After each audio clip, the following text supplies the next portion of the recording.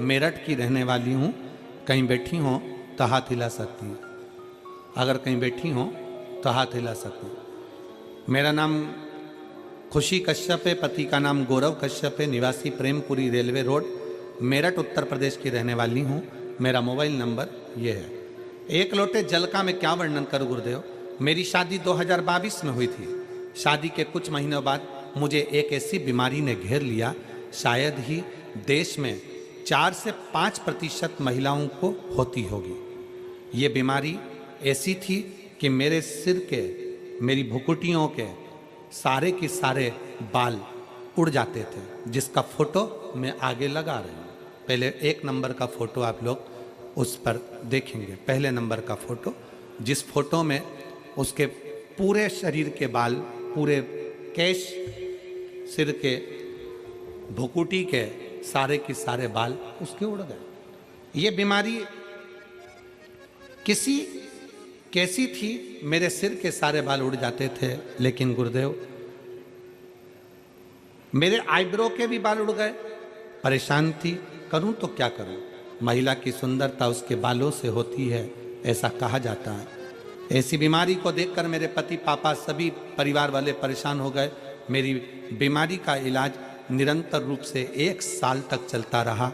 मेरठ में ऐसा कोई ही डॉक्टर छोड़ा होगा जिनके पास में इलाज नहीं करवाया हो। जो भी हम कमाते वो सब डॉक्टरों के पास में चला जाता, लेकिन इतना इलाज होने के बाद भी कोई परिणाम नहीं मिला।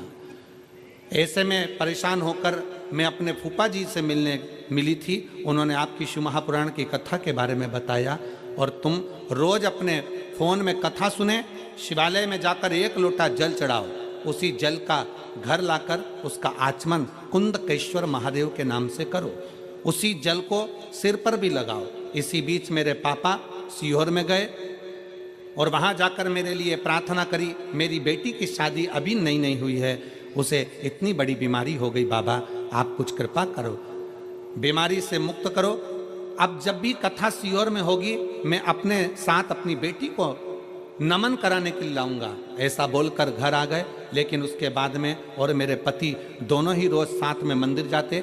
ऐसा करते हुए मुझे 3 महीने गुजर गए और मेरे महादेव बाबा ने अपनी कृपा बरसाना शुरू कर दी। आज मैं पूर्ण तरह से ठीक हो गई, मेरे पूरे सिर के बाल भी आ गए और मेरी आईब्रो भी वापस आ गई और बाबा की कृपा मुझ पर हो गई। ये शिव तत्व। अब दूसरा फोटो देखिए जिसमें उसके केश और वापस आ गए भुकुटी। ये दूसरा फोटो